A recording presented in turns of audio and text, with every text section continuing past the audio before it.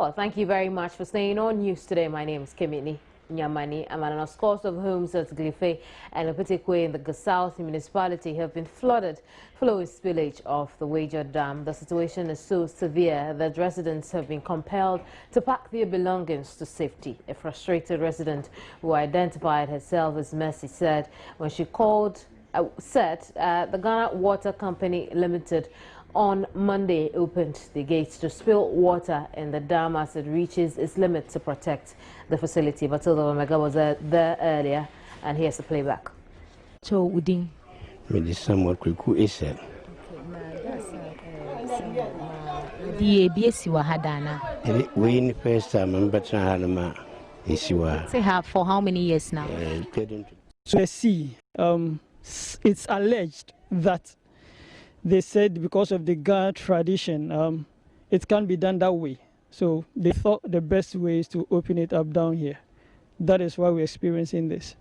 As a resident, how do you feel about all this? Very bad. Like I said, I moved in just 4 days ago, and I'm experiencing this. I'm feeling very bad about it.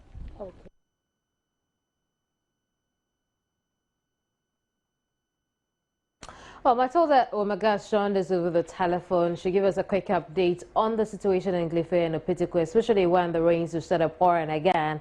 Hello, Matilda. Hello, Kimini. Tell us what's happening. It has just started raining here, and the situation is getting quite a bit serious.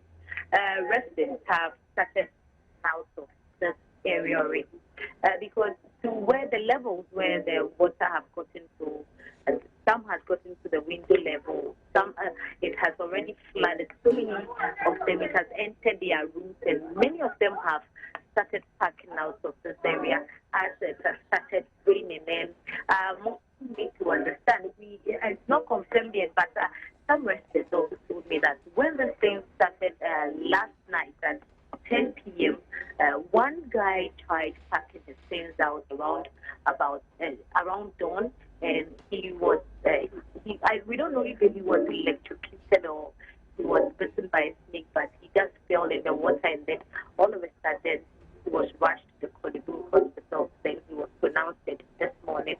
We can't yet confirm what exactly was the real cause, but we're made to understand that he was packing the things out of his room when the water was getting inside his room. And he died as a result of that? Sorry, can you come again? I'm not clear. The line was a bit patchy when you were telling us about the gentleman who had lost his life. Exactly what happened? The line is not clear. If you can, let me position myself well so that let me get you well. Right, I'm asking exactly what led to the death of this. What are the circumstances surrounding the death of the gentleman? Sorry? I'm asking, what are the circumstances surrounding the death of the gentleman? Hello? Well, she's unable to hear me. We'll raise her over the telephone again, but one person has died in the South municipality after the Wager Dam spillage and the downpour right now. I'll move on to something else while we put in efforts to raise Matilda over the telephone. And renowned Indian environmentalist Dr. Vandana Shiva says Ghana is facing recolonization of its speed. Speaking on the AM show Tuesday, Dr. Shiva noted plant breeders should be a farmers' right bill, as Ghanaian farmers do over 99% of breeding. She noted the best way to food security lies in biodiversity.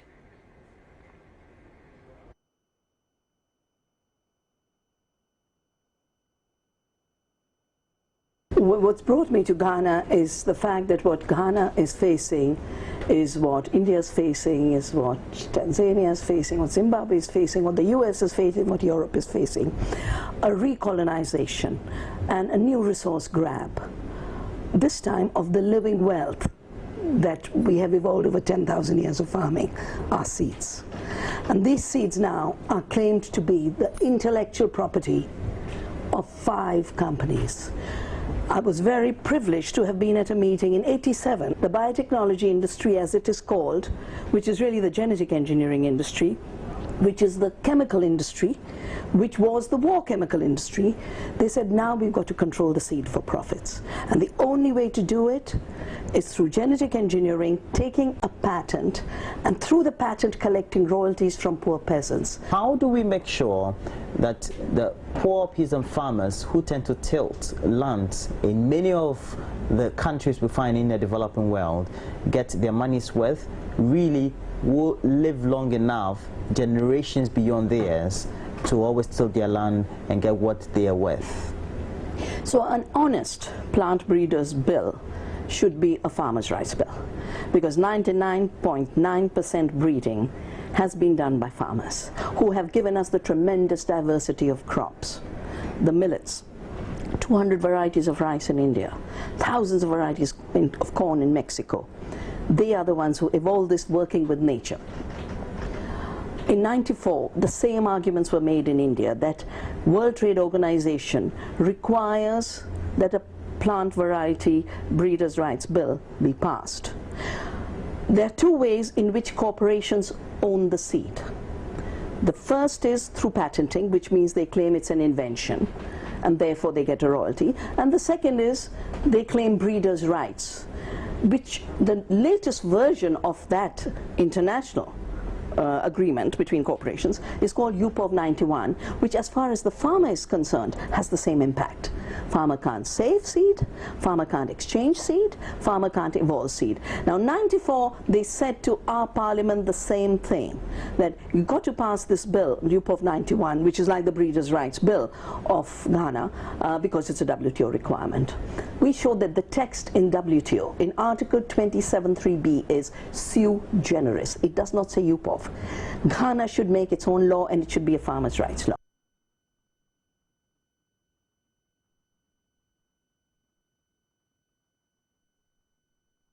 Well, Dr. Shiva also said Ghana must recognize that every Breeders' Right Act and patent is a resource grab by the West. She noted India spent over $200 million yearly paying royalties and urged members of parliament to learn from her country's example. I think it is very, very important for Ghana at this point to recognize two things. First, that every Breeders' Rights Act and every Patent Act is a resource grab, a grabbing of the seed and biodiversity, an ownership by 5 companies for which the poor peasant and the country will have to pay royalties, and it will be an economic drain. India is spending $200 million for royalty payment to Monsanto for cotton. Brazilian farmers had to sue Monsanto because Monsanto was collecting $2.2 billion as royalty. We are talking about a new kind of imperialism where the rents are collected from the seed itself. But we know through ecological farming and conservation of varieties and breeding with participation of public scientists with farming communities, we can double food production. We've done that in India through Navdanya, the movement I've built over the last 30 years. The way to food security is not 4 commodities in the hands of 5 companies with 2 traits of genetic engineering. Food security is in biodiversity, seed in farmers' hands, partnership between public agencies and farmers, and national sovereignty in seed and food. That we have to assess the impact of these new technologies and the environmental releases of GM seeds on the environment. There is contamination, there's cross-pollination, there's genetic pollution. On people's health, there is now evidence from many labs of organ failure, of mammalian cancer, and all the companies do is get the scientists destroyed. And the third is on the socio-economic condition. Well, one thing is, I think your parliament should definitely study the report of our parliament on GMOs. It's available on the net. You just have to go GMO Parliamentary Committee of the Indian Parliament. And it has gone down in detail, talk to everyone, including the Monsantos. They should understand the reality. They should also see what's going on in the Indian Supreme Court, where our technical expert committee has said no GMOs, of which we are a center of diversity. 10 years till we build strong biosafety capacity. And on seed monopolies in every law in India, whether it be the Farmers' Rights Act or Article 3J of our patent law, which says biological processes are not inventions. We need a lot of exchange. My trip here is one part of that exchange. We would love to receive both scientists and farmers and parliamentarians to India to show them around.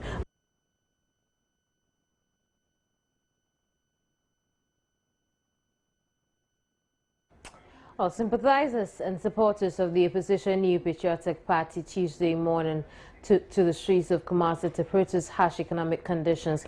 The demonstration was organized by the Ashanti Regional Branch of the New Patriotic Party in collaboration with the Ashanti Regional Parliamentary Caucus dubbed Yaye Deng, which literally means "What have we done?"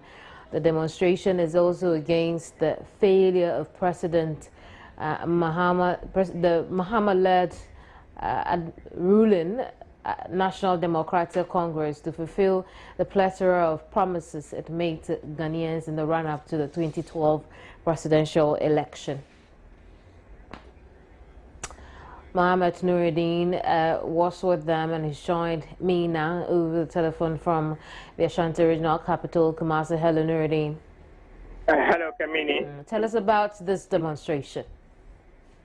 Well, Kamini, I can say that the demonstration was very, very massive. A lot of people came out, and you could see from their faces that they were very, very, were not happy with the hard condition in the country. And most of them, almost all of them were black and white, indicate that they are in a sad mood. And they marched through the main principal street in the Kumasi metropolis from the Swami roundabout to Bantima, Edum, and then to Abbey's Park, where they were addressed by the party executives and some officials of the party. And at the Peace Park,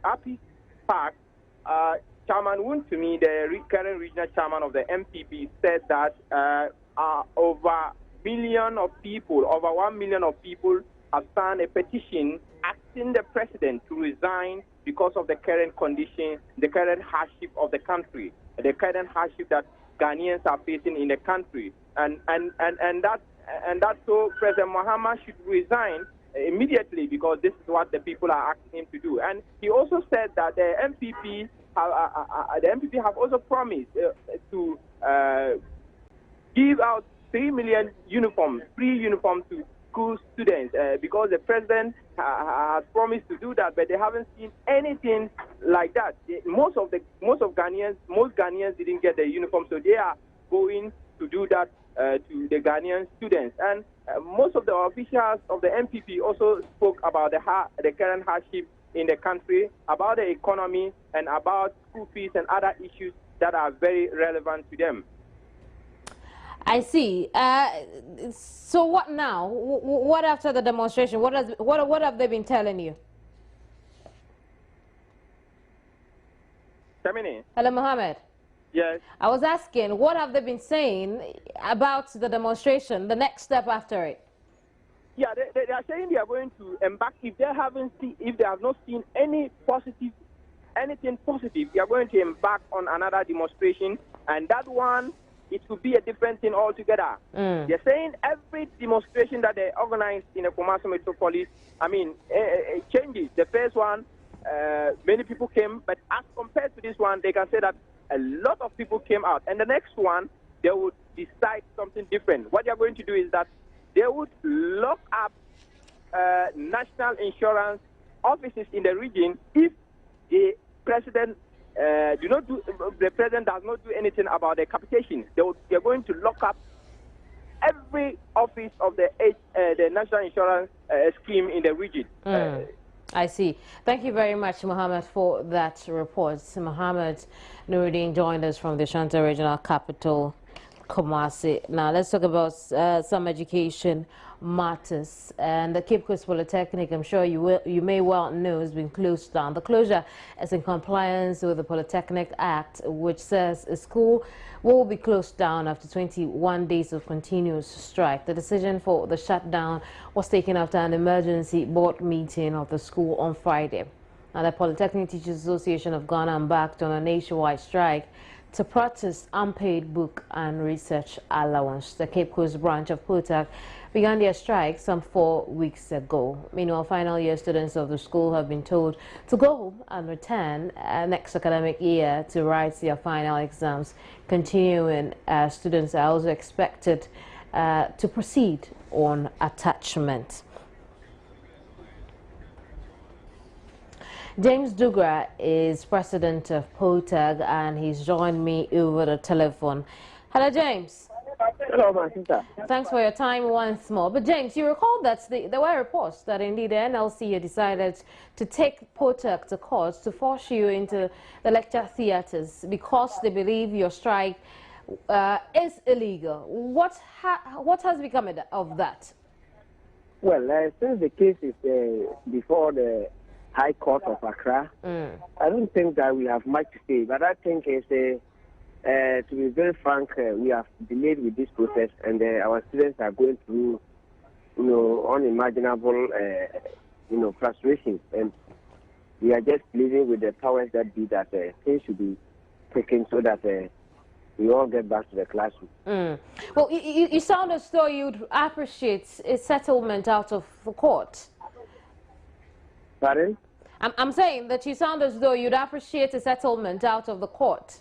Well, it has already gone there, and probably the court will bring finality to the situation. If not, we as POTAC were not thinking that things should travel this far, because we are not asking for anything new. And this is an already worked area standing. So if you are bringing anything new on board, I think the old ones will be cleared, and then we leave a very clean table, and we work around that. But we are very surprised things have gotten to this way, and our students are bearing their brand. Right. Tell me something. Exactly what is the NLC suing you for?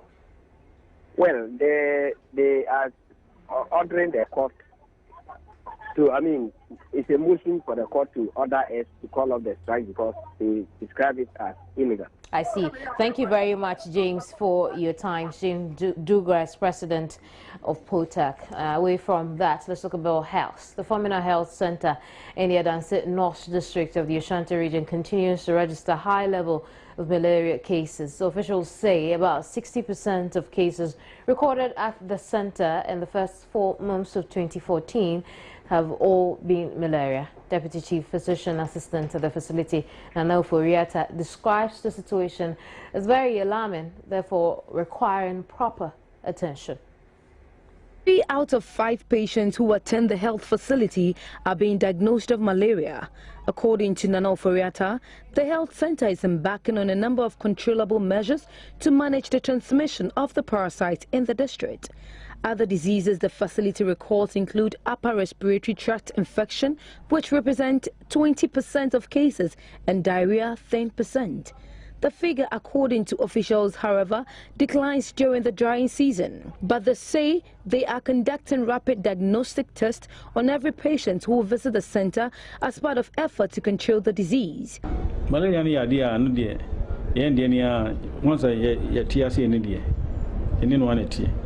so aban so bon homodia kwan bia wo so mfa so bia wo se ye brena se bia yen ka se etu na sisi ye ne mo ye brena se ya ebedu emre bi na chese yetimi etu ase kura. Community health nurses in the district are currently on an educational tour to create awareness about the malaria parasite.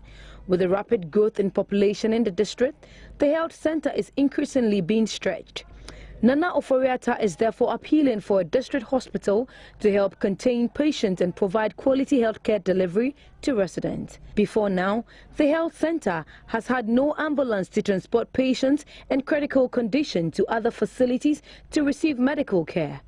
Our camera captured this woman who was being transported in a taxi cab to the facility, a situation health workers say could worsen the patient's condition.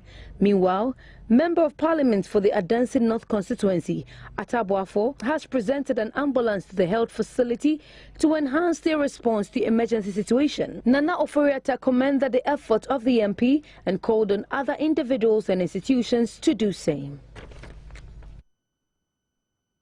Now, members of Parliament resumed sitting today after postponing their scheduled reopening earlier.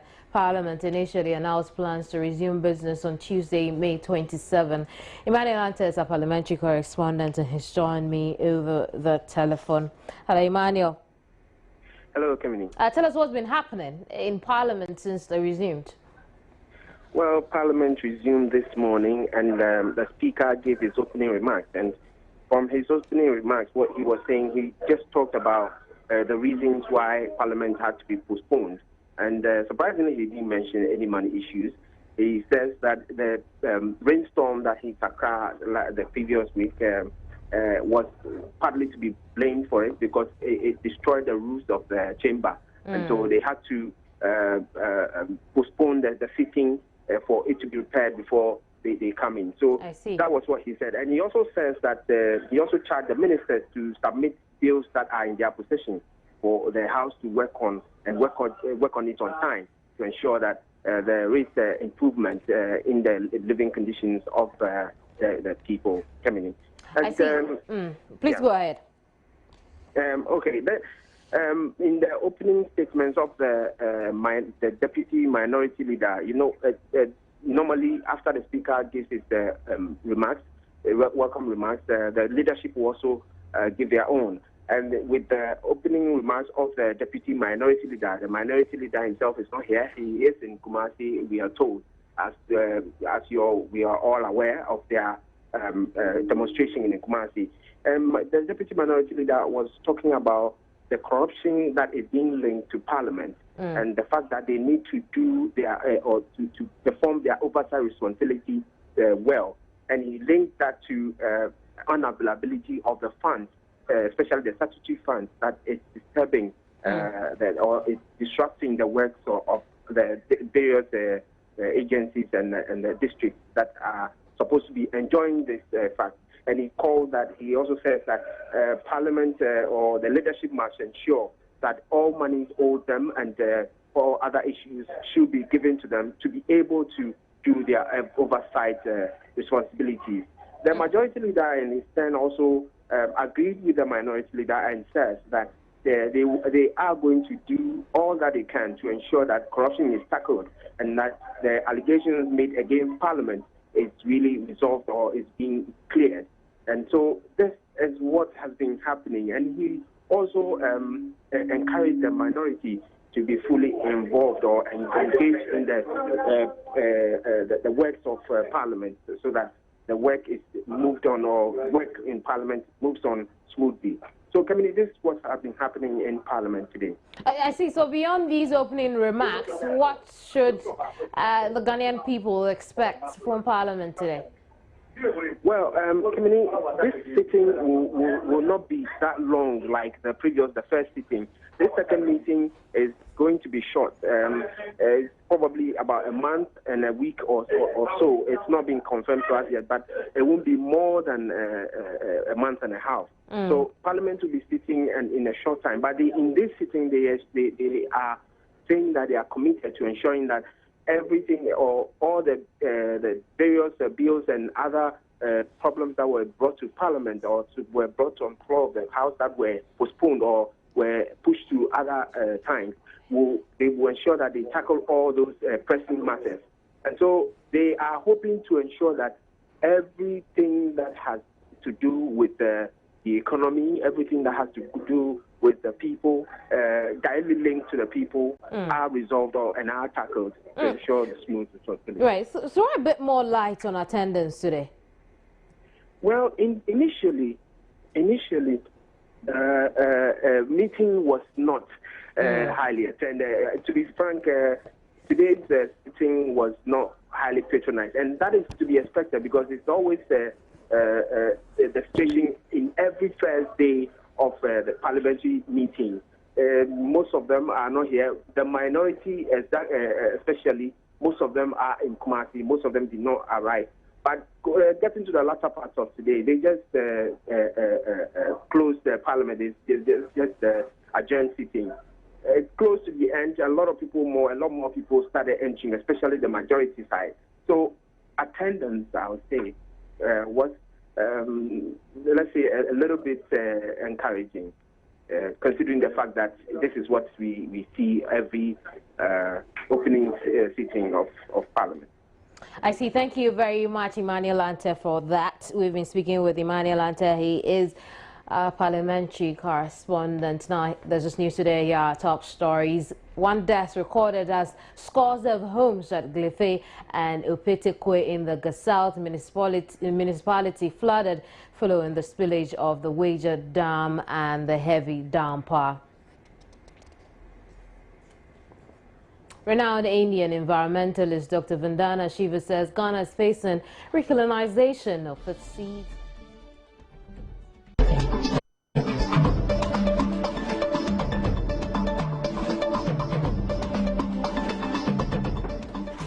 Many thanks for your company here on News Today. Let's talk some business stories now.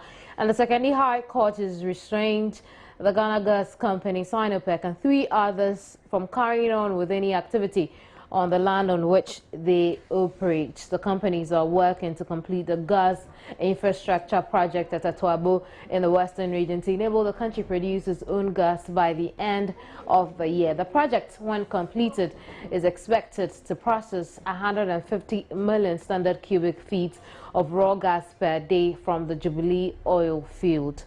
The court slapped the firms with an interlocutory order restraining them from carrying on any activity on the land on which Ghana Gas operates until the company regularizes its occupation with the Eastern Nzima Traditional Council in the next 14 days. Well, Ghana's central bank is printing money to help finance the government's budget deficits, threatening to fuel inflation and weaken a currency that's already the worst performer in Africa this year. An analyst at Fitch in London, Carmen, said the first quarter budget deficit of 2.1% of gross domestic product was financed by the central bank, which provided funding equivalent to 10% of government revenue. Investor concern that Ghana's government will struggle to rein in spending has contributed to a 23% slump in the cedi against the dollar this year. This pushed up the inflation rate to 14.7% in April. Now, Carmen said printing money to finance the deficit will aggravate already high inflation and contribute to further cedi weakness. Fitch, which is a negative outlook on Ghana's B rating, said it expects the budget's deficit to exceed 10% of gross domestic product for a third consecutive year, in line with forecasts by Moody's Investor Service. Now, Fitch noted that the debt will probably reach 61% of GDP by the end of the year. I'm joined over the telephone to look at this matter a bit more by Sami Yampa. Sami Yampa is head of research at Gold Coast Fund Management. Thank you very much for your time, Sami. Yes, hi. How are you? Sami, I'm well. What do you know about, the country printing more money to finance our budget deficit? I mean, it came to me as a big news. I really did not. Initially, I wasn't going to believe that. But after reading the report, I guess that this is the biggest exposure that Fitch has helped this country to understand, because they have really exposed the ideals or the ideas of basically what the Bank of Ghana intends to do, and that's a big let out, because if the Bank of Ghana is planning to do that, then rather it is not going to help this country at all. I mean, rather it is going to aggravate the problems that we have and this country. Now, this comes across as a desperate move by the central bank. And I'm wondering, what then does it say of the central bank's bid to salvage the fallen city? You know, the central bank has a quota to support government budgets, right? And if you look deep into the report, it says that instead, the 2.1% of GDP for the first quarter of 2014 budget deficit was financed by the central bank, which provided funding equivalent to about 10% of government revenue, which is twice the Bank of Ghana's own 4-year limit. And that is the limit the central bank should learn or should support government budget. So therefore, it means that the government, the Bank of Ghana has extended, has gone beyond the limit that it has. Okay, and ever since, I mean, look, the Bank of Ghana should come out and explain to us why is it that they always go contrary to the law that states that you do not have to spend more than 10% of your total support government revenue. And they've been doing that, and that's a clear indication of what Fitch is pointing out, that they have done that, and that is wrong. And Bank of Ghana should be very independent. You know, in governance, we have two ways, the fiscal side and the monetary side. If Bank of Ghana, instead of making sure that our reserves, look, in the report, it talks about our reserve requirement depleting within a period of just about 6 months, about 900 million. You know, and you know, the reserves are very key to support the country when it goes into serious financial crisis. I mean, reserves were about 4.7 billion in March 2014, but you know, which a fall of 900 million over the quarter, and just 2.3 months of current external payments. Let's look at this. What does this do to the already ailing economy we have? I mean, hey, look, one clear thing is that it is going to throw inflation up the roofs. That's one. And now, what we are having in terms of our cedi depreciating very, very rapidly against the dollar. Now we are going to see a very rather higher level of depreciation of the currencies now. Because if Bank of Ghana should make increased liquidity in the system, then the Bank of Ghana should then come back to mop up liquidity. And what is he going to do? All that he needs to do is to increase rates, interest rate. Now, interest rate will be hovering around, if that is true, will be hovering around 30 to 40%. And what does it do to the private sector?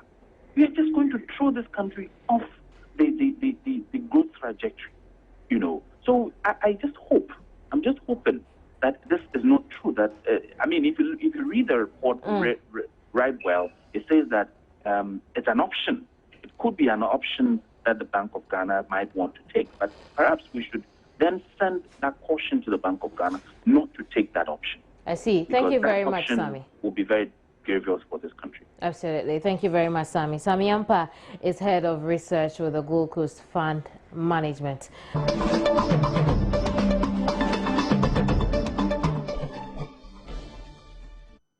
The football season is here once again, and very welcome to the Midday Sports on News Today with me, Benedict Owusu. It's probably brought to you by Cowbell Milk. We're building up gradually to the World Cup, which begins next Thursday. This very Thursday, I beg your pardon. And we'll talk about the Black Stars because they were in the news just this morning. And Jordan Ayew served his critics with a humble pie on Monday after bagging his first international hat-trick to help Ghana beat the Red Devils 4-0 ahead of the World Cup in Brazil. Ghana are heading to the tournament with full of confidence after humiliating South Korea 4-0 in an international friendly on Monday. Olympic Marseille striker Jordan Ayew scored a hat-trick, with Captain Asamoah Gyan also finding his name on the score sheet to make up for the 1-0 defeat to Netherlands late last month in Rotterdam. So the Black Stars definitely heading into the World Cup with full confidence after that victory over South Korea yesterday in Miami. Remember, the team will be getting into Brazil by close of today, and we'll get all the updates for you here on News Today. You know, we stay with World Cup related issues, and Ghana's opponent, that's the United States national team, they landed safely in Brazil a week before they are scheduled to play the Black Stars. The US team will also play Germany and Portugal in Group G. They will begin, they've already begun training in Sao Paulo.